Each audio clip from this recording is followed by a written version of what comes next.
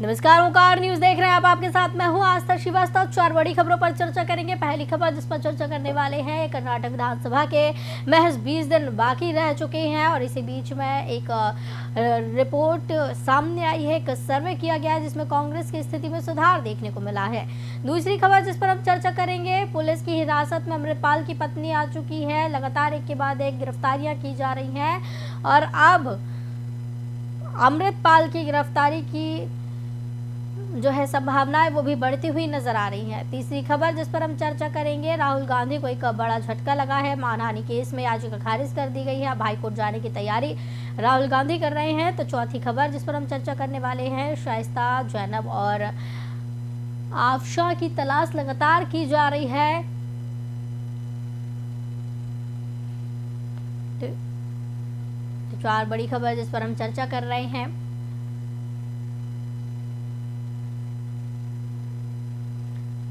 पहली खबर जिस पर हम चर्चा करेंगे, कर्नाटक में विधानसभा चुनाव के महज 20 दिन बाकी रह गए हैं। चुनाव में जीत हासिल करने के लिए सभी राजनीतिक दल पूरी ताकत झोंकते हुए नजर आ रही हैं। इसी बीच चुनाव से पहले एक सर्वे किया गया जिसमें दावा किया गया है कि आगामी कर्नाटक विधानसभा चुनाव 2023 में कांग्रेस पार्टी एक शानदार जीत दर्ज करने के लिए तैयार है। सर्वे के मुताबिक फरवरी के महीने में किए गए इस तरह के सर्वे से कांग्रेस ने अपनी स्थिति में सुधार किया है, जिससे बीजेपी की सीटों की संख्या में और गिरावट आई।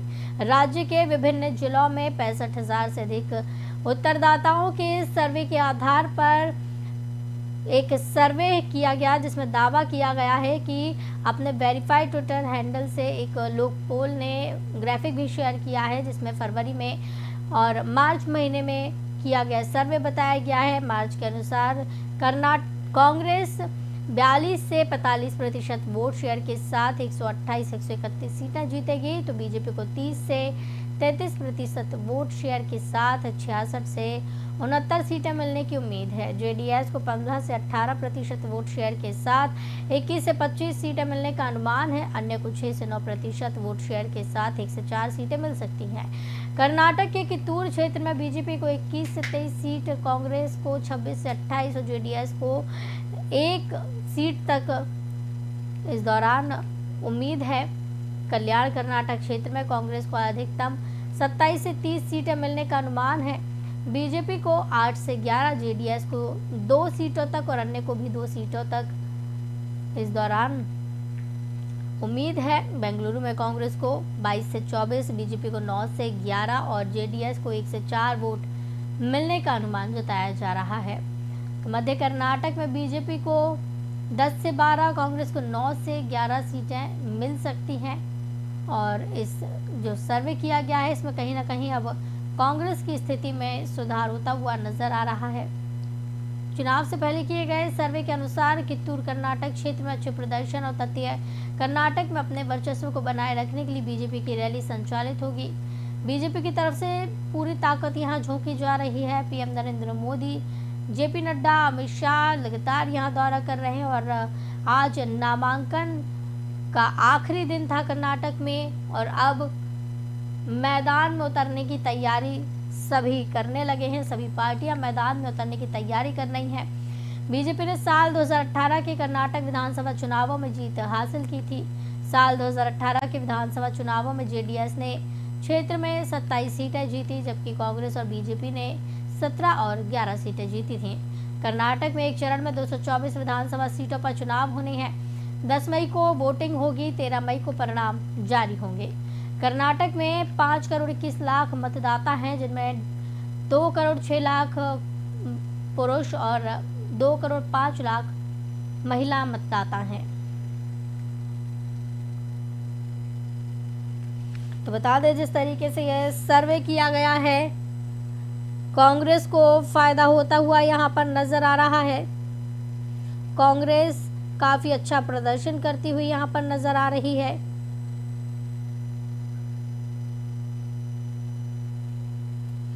तो कर्नाटक विधानसभा में नामांकन का आज आखिरी दिन था।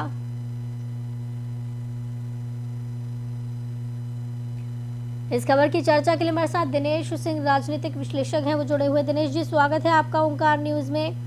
दिनेश जी, एक सर्वे किया गया है, उस सर्वे में कर्नाटक चुनाव को लेकर तमाम चीजें सामने आई है। कहा जा रहा है कि कांग्रेस की स्थिति अब वहां सुधरती हुई देखी जा रही है और जबकि बीजेपी वहां कमजोर दिख रही है। तो इसमें अगर धरातल पर बात करें या कर्नाटक राज्य की बात करें, कितना सच्चाई नजर आता है? देखिए सर, जो अभी आपने अपने विश्लेषण बताया उससे मैं थोड़ा हो सकता है डिफर करूँ, लेकिन मैं आपको बताना चाहूंगा कि स्थिति में सुधार तभी संभव है जब सिद्धारमैया और डीके शिव कुमार इनके बीच में जो है आपस की जो खटपट है और आपस में जो इनका रिश्ता है वो खत्म होकर के और एक साथ एक रास्ते में चल रहे हैं। तो अदरवाइज दोनों अपने अपने डब्बे अपना अपना राज बजा रहे हैं, तो उससे मुश्किल उनके लिए 100% पैदा होगी। और दूसरा देखिएगा, ये जातिगत समीकरण यहाँ पर समझना अति आवश्यकता है इसलिए क्योंकि 224 विधानसभा सीटों में जिसमें कि 5.25 करोड़ के आसपास मतदाता जो है मतदान देकर के 10 मई को और पिटारे बंद कर देंगे कि भाई किसको मतलब मत जो है जनता ज्यादा देती किसको कम देती है। तो सबसे पहले देखिए, लिंगायत जो इफेक्ट है वो करीब 75 से 80 सीट के पर है। अब उसमें येदियुरप्पा जी जो है बीजेपी के, वो उनका वर्चस्व लिंगायत के वोट पर बहुत भारी है, उनकी पकड़ बहुत अच्छी है उसके ऊपर। तो उसका ये क्या तोड़ निकालेंगे, ये सबसे पहले सोचने वाली बात है। दूसरा पर यह है कि जैसे कि कुमार स्वामी जेडीएस के जो है वो वोकलिंगा समुदाय से आते हैं, वो 55 से 60 सीटों पर वो वर्चस्व अपना रखते हैं। उसके बाद में सिद्धारमैया जी जो है कांग्रेस के, वो कुरुबा समाज से आते हैं, कुरुबा मलूम से आते हैं, तो उसमें 25 से 30 सीट्स पर उनका इफेक्ट पड़ता है। अब ये कैसे क्या जातिगत समीकरण वो सब देखेंगे। दूसरा SC/ST पर मतलब SC/ST जो है उनका करीब 24.5% उनका जाता है, मुस्लिम 16% है।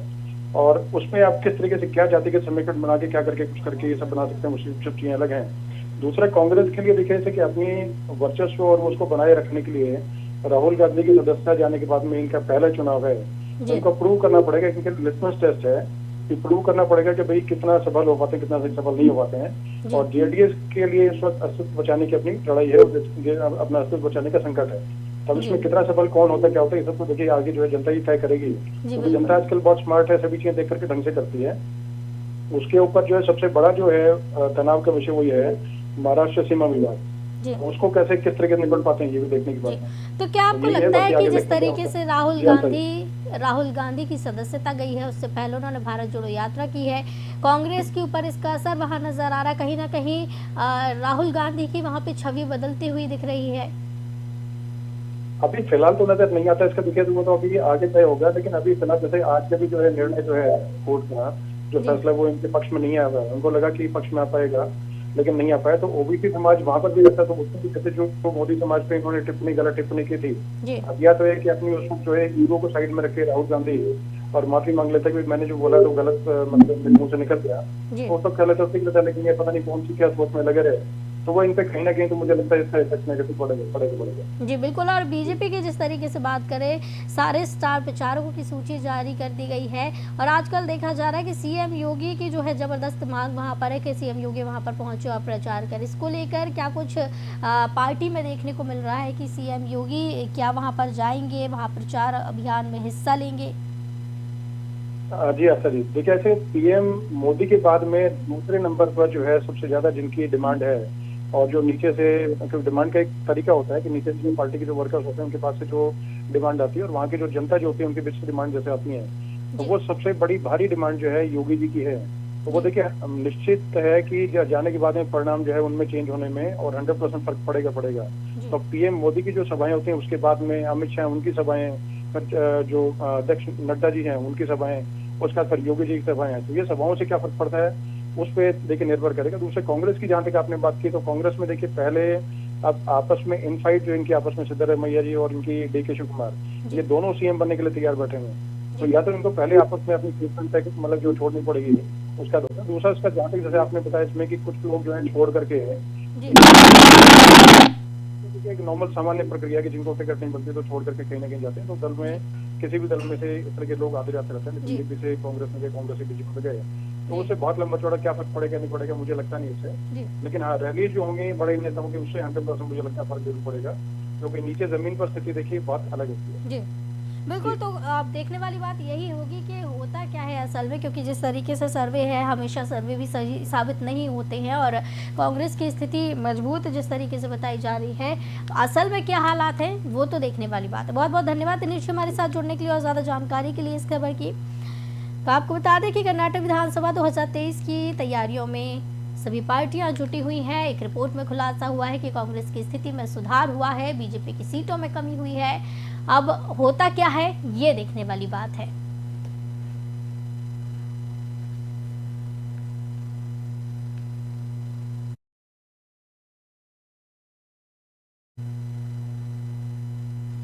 भगौड़े अमृतपाल सिंह की पत्नी को अमृतसर एयरपोर्ट से हिरासत में लिया गया। वो लंदन जाने की फिराक में थी, लेकिन फ्लाइट में बैठने से पहले ही उसे हिरासत में ले लिया गया। अभी अमृतपाल सिंह की पत्नी से पूछताछ की जा रही है। अमृतपाल की पत्नी किरणदीप कौर के खिलाफ देश भर में अभी कोई भी एफआईआर दर्ज नहीं है। किरणदीप कौर के यूके में रहते हुए बब्बर खालसा इंटरनेशनल के एक्टिव मेंबर होने के मामले को लेकर भी पंजाब पुलिस या केंद्रीय एजेंसियों के पास कोई पुख्ता सबूत नहीं है, ना ही उसके खिलाफ कोई मामला दर्ज हुआ। हालांकि अमृतपाल की पत्नी को उसी कानूनी प्रक्रिया के तहत रोका गया है, जिसके तहत फरार आरोपियों के परिवार और उसके जानने वालों से पूछताछ की जाती है। पंजाब पुलिस ने वारिस पंजाब दे संगठन के प्रमुख अमृतपाल सिंह और उसके साथियों पर 18 मार्च को कार्रवाई की थी। इस दौरान पुलिस ने उसके सैकड़ों साथियों और समर्थकों को गिरफ्तार किया था। हालांकि अमृतपाल अपने कुछ करीबियों के साथ भागने में कामयाब रहा, तब से पुलिस लगातार उसकी तलाश में जुटी है। इतना ही नहीं, पुलिस उसके परिवार के लोगों और करीबियों से भी पूछताछ कर रही है। अमृतपाल सिंह ने इसी साल फरवरी में यूके की एनआरआई किरणदीप कौर से शादी की थी। फरवरी में अमृतपाल से शादी के बाद किरणदीप कौर पंजाब में ही रहने लगी और इन दोनों अमृतपाल के पैतृक गांव जल्लूपुर खेड़ा में रहती हैं। किरणदीप की पारिवारिक जड़ें जालंधर में बताई जाती हैं। किरणदीप और अमृतपाल की शादी अभिनेता कार्यकर्ता दीप सिद्धू द्वारा गठित संगठन वारिस पंजाब दे के प्रमुख के रूप में कार्यभार संभालने के महीनों बाद हुई। तो बता दें कि लंदन जाने की फिराक में अमृतपाल की पत्नी बताई जा रही है। पुलिस हिरासत में अमृतपाल की पत्नी है। कांग्रेस नेता राहुल गांधी की मानहानि केस में दायर याचिका सूरत सेशन कोर्ट ने खारिज कर दी है। कोर्ट ने सजा पर निचली अदालत के फैसले को बरकरार रखा। निचली अदालत ने उन्हें 2 साल जेल की सजा सुनाई थी। आपको बता दें कि कांग्रेस नेता राहुल गांधी की मोदी सरनेम केस में दायर अपील को सूरत सेशन कोर्ट ने खारिज कर दिया है। राहुल ने मानहानि केस में मजिस्ट्रेट कोर्ट के फैसले को चुनौती दी थी। सेशन कोर्ट ने निचली अदालत के फैसले को बरकरार रखा है, जहाँ वो मोदी सरनेम केस में दोषी करार दिए गए थे। राहुल गांधी को 2 साल की सजा भी सुनाई गई थी। फैसले 24 घंटे के अंदर वो संसद से अयोग्य करार कर दिए गए। सेशन कोर्ट से झटका मिलने के बाद अब राहुल गांधी अहमदाबाद हाई कोर्ट जाएंगे। कांग्रेस नेता राहुल गांधी को 23 मार्च को मजिस्ट्रेट कोर्ट ने दोषी करार दिया था। वो 24 मार्च को संसद से अयोग्य करार दिए गए थे। इसके बाद 3 अप्रैल को सेशन कोर्ट में राहुल गांधी ने निचली अदालत के फैसले को चुनौती दी। अपील में उन्होंने कहा कि उनके बयान को गलत ढंग से पेश किया गया और इस वजह से उन्हें भारी नुकसान हुआ। राहुल के वकील ने 2 याचिकाएं दायर की थी। एक में राहुल के दोषी पाए जाने के फैसले को चुनौती दी गई थी और दूसरी याचिका में कोर्ट के फैसले पर रोक लगाने की मांग की गई थी। बता दें, राहुल गांधी की मुसीबतें कम होने का नाम नहीं ले रही हैं और एक के बाद एक ऐसी चीज़ें सामने निकल के आ रही हैं, जिसके बाद राहुल गांधी की मुश्किलें बढ़ती हुई दिख रही हैं। और आज राहुल गांधी की याचिका को खारिज कर दिया गया है। अब हाई कोर्ट जाने की तैयारी राहुल गांधी कर रहे हैं।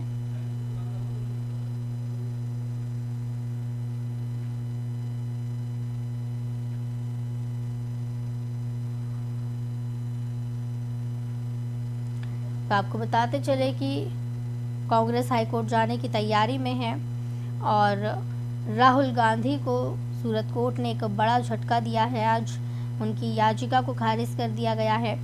अब देखने वाली बात यही होगी कि जिस तरीके से राहुल गांधी मुश्किल में फंसे हुए हैं, वो कब इससे बाहर निकल के आ पाते हैं। लगातार राहुल गांधी की मुश्किलें थमने का नाम नहीं ले रही हैं। उनकी मुश्किलों में फंसे होने की वजह से कांग्रेस भी संकट में दिखाई दे रही है और कर्नाटक के विधानसभा चुनाव भी ज़्यादा दूर नहीं है। उसी बीच में राहुल गांधी को एक बड़ा झटका लगा है।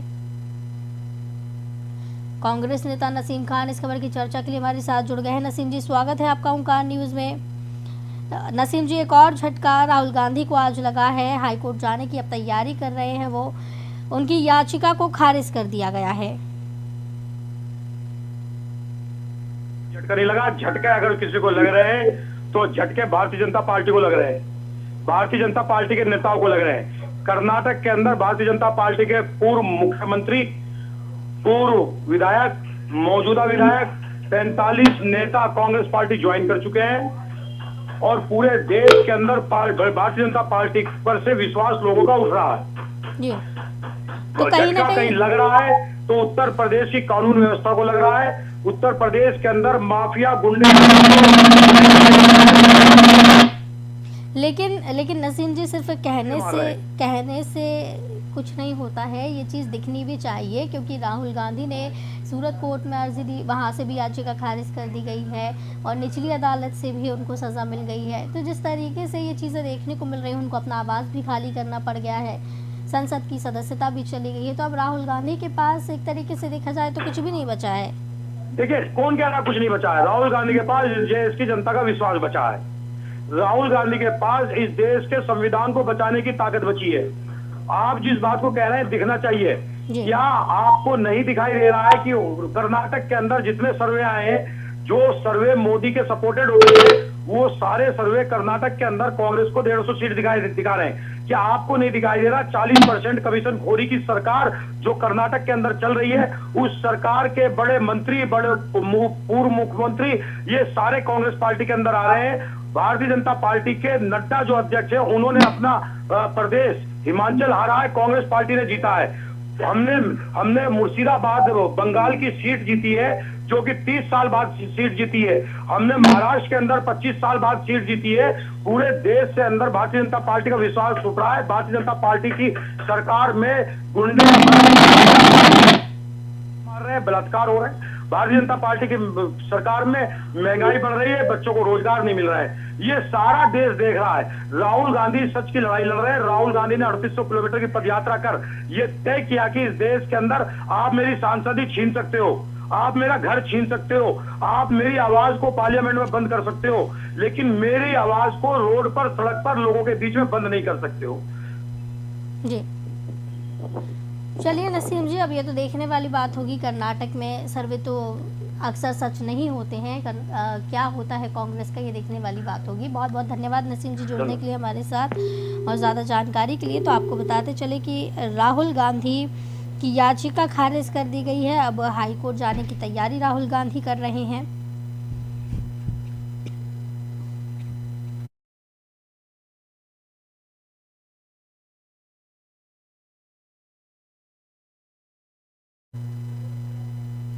उमेश पाल हत्याकांड के बाद जिस भी तरह से अतीक अहमद और अशरफ का खात्मा हुआ है वो सुर्खियों में है, लेकिन उससे ज्यादा चर्चा में शाइस्ता परवीन की फरारी।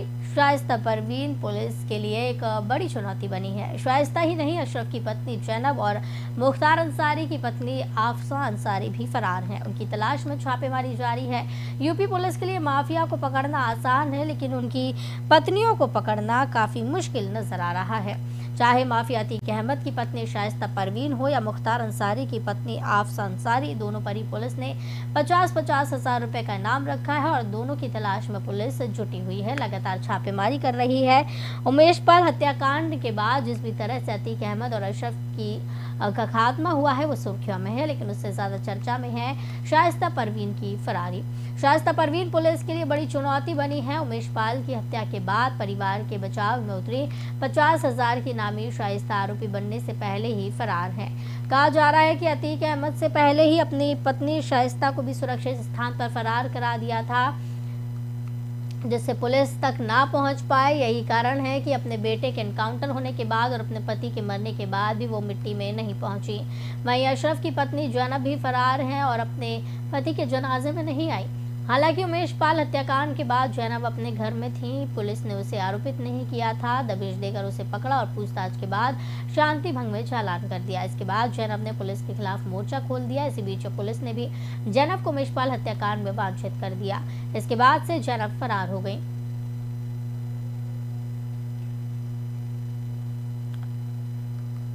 तो बता दें कि शाइस्ता परवीन, जैनब फरार बताई जा रही हैं। चाहे अशरफ की पत्नी हो वो भी फरार हैं, मुख्तार अंसारी की पत्नी भी फरार हैं और अतीक की पत्नी भी फरार है। तो जिस तरीके से पत्नियों के फरार होने का ये देखने को मिल रहा है सिलसिला, बता दें आफसा और मुख्तार अंसारी की पत्नी और अतीक की पत्नी शाइस्ता परवीन, दोनों पर ही 50-50 हज़ार रुपए का इनाम घोषित किया गया है। वहीं पति के जनाजे में भी दोनों नहीं पहुंची। बताया जा रहा है कि माफिया को पकड़ना यूपी पुलिस के लिए एक बार को आसान है, लेकिन उनकी पत्नियों को पकड़ना काफ़ी मुश्किल है। जिस तरीके से फरार पत्नियां बताई जा रही हैं, कहीं ना कहीं सुरक्षित स्थान पर वह पुलिस से काफ़ी दूर नज़र आ रही हैं। वहीं आपको ये भी बताते चले कि लगातार आफसा अंसारी और शाइस्ता परवीन की तलाश में छापेमारी पुलिस कर रही है।